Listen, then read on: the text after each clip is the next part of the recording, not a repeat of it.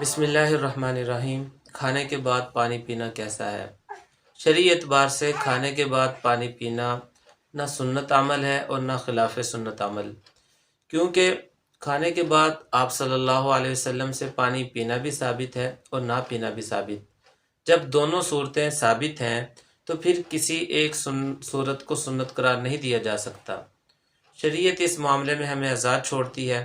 اگر کھانے کے بعد طبیعت پانی پینے کا تقاضا کرتی ہے تو پانی پیا جا سکتا ہے، کوئی حرج نہیں ہے، اور اگر پانی پینے کو دل نہیں چاہ رہا تو نہ پیے، تب بھی کوئی حرج نہیں ہے۔ جبکہ آپ صلی اللہ علیہ وسلم سے کھانے کے بعد پانی پینا بھی ثابت ہے اور نہ پینا بھی ثابت ہے۔ پانی پینا کون سی حدیث سے، کون سی دلیل سے ثابت ہے؟ تو اس پر جو دلیل پیش کی جاتی ہے وہ صحیح مسلم کی ایک روایت ہے، جس میں سیدنا ابو ہریرہ رضی اللہ تعالیٰ عنہ راوی ہیں، جس کے اور ایک واقعہ آپ صلی اللہ علیہ وسلم کا ذکر فرماتے ہیں کہ ایک مرتبہ دن یا رات کے وقت نبی پاک صلی اللہ علیہ وسلم گھر سے باہر تشریف لائے تو راستے میں حضرت ابوبکر اور حضرت عمر رضی اللہ تعالیٰ عنہما سے ملاقات ہوئی۔ آپ صلی اللہ علیہ وسلم نے پوچھا کہ تمہارے اس وقت باہر نکلنے کی وجہ کیا ہے؟ ان حضرات نے عرض کی کہ اللہ کے رسول، بھوک کی وجہ سے ہم باہر نکلے ہیں۔ تو آپ صلی اللہ علیہ وسلم نے فرمایا، قسم ہے اس ذات کی جس کے قبضہ قدرت میں میری جان ہے، مجھے بھی اسی چیز نے نکالا ہے جس چیز نے تمہیں نکالا، یعنی مطلب یہ ہے کہ میں بھی بھوک کی وجہ سے ہی باہر نکلا ہوں۔ تو پھر آپ صلی اللہ علیہ وسلم نے اپنے ساتھیوں کو لیا اور ایک انصاری صحابی کے گھر گئے۔ انصاری صحابی اتفاقاً اس وقت گھر پر موجود نہ تھے۔ ان کی بیوی نے جب آپ صلی اللہ علیہ وسلم کو دیکھا تو انہوں نے مرحبا اور خوش آمدید کہا۔ آپ صلی اللہ علیہ وسلم نے ان کے خاوند کے متعلق پوچھا تو انہوں نے بتایا کہ وہ ہمارے لیے میٹھا پانی بھرنے کے ہیں۔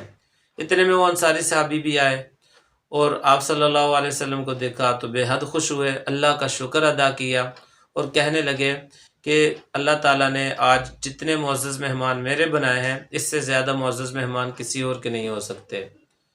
پھر وہ آپ صلی اللہ علیہ وسلم کے لیے کھجوروں کا ایک خوشہ لینے چلے اور ایک خوشہ لے کر آئے جس میں کچی پکی خشک اور تازہ کھجوریں تھیں، اور عرض کرنے لگے کہ آپ صلی اللہ علیہ وسلم یہ کھجوریں تناول فرمائیں۔ پھر انہوں نے ایک چھری پکڑی اور بکری ذبح کرنے کے لیے، تو آپ صلی اللہ علیہ وسلم نے ان سے فرمایا کہ دیکھو، جو بکری دودھ دینے والی ہے، جو بکری دودھ دیتی ہے، اس کو ذبح نہ کرنا۔ پھر وہ ایک بکری ذبح کر کے لائے اور اس کا گوشت آپ صلی اللہ علیہ وسلم کی خدمت میں پیش کیا۔ تو آپ صلی اللہ علیہ وسلم نے گوشت کھایا، کھجوریں کھائیں اور پانی پیا، یعنی گوشت کھایا، کھجوریں کھائیں اور پھر پانی پیا۔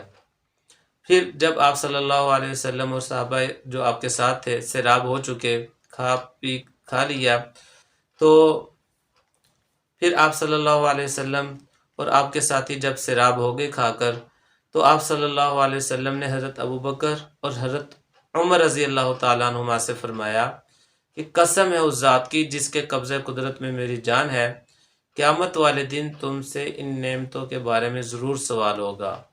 جب تم اپنے گھر سے نکلے تو بھوکے تھے اور گھر لوٹنے سے پہلے پہلے تمہیں یہ نعمتیں حاصل ہو چکی ہیں۔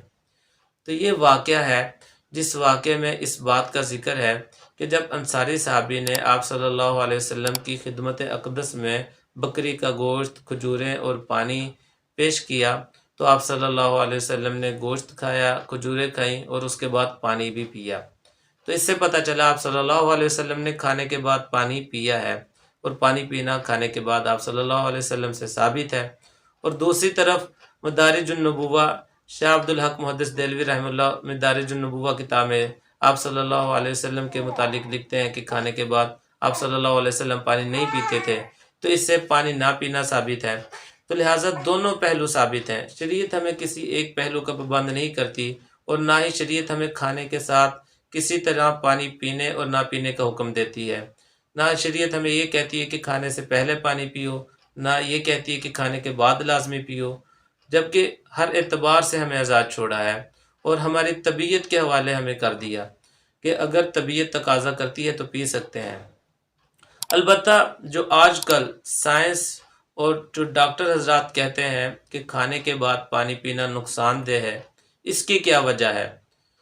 جبکہ آپ صلی اللہ علیہ وسلم نے تو پیا، اور آپ صلی اللہ علیہ وسلم کا عمل جو ہے وہ نقصان دہ نہیں ہو سکتا، تو پھر سائنس اس عمل کو کیوں نقصان دہ بتلاتی ہے؟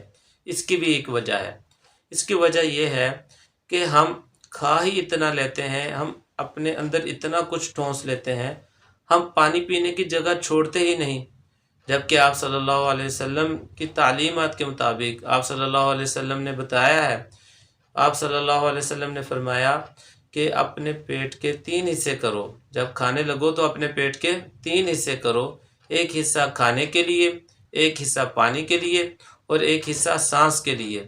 جبکہ ہمارا حال یہ ہے کہ ہم ان تینوں حصوں میں جو پانی اور سانس کا حصہ تھا اس میں بھی کھانا ٹھونس دیتے ہیں، تو ظاہری بات ہے جب ہمارا معدہ ہر طرح سے فل ہو چکا ہوگا، بھر چکا ہوگا، جس میں نہ پانی کی گنجائش ہوگی اور نہ سانس لینے کی گنجائش ہوگی، تو پھر جب ہم اس میں مزید پانی ڈالیں گے تو ظاہری بات ہے معدے کو نقصان پہنچے گا۔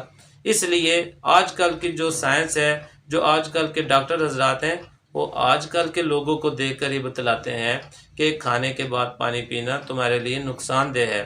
اس لیے شریعت کے اعتبار سے کوئی قید نہیں ہے، کھانے کے بعد پانی پیا جا سکتا ہے، جبکہ اگر ہم نے کھانے میں اتنی زیادتی کر رکھی ہے تو پھر پانی پینے سے پرہیز کر لینا بہتر ہے، تاکہ بعد کے نقصان سے پہلے ہی اپنے آپ کو بچا لیا جائے۔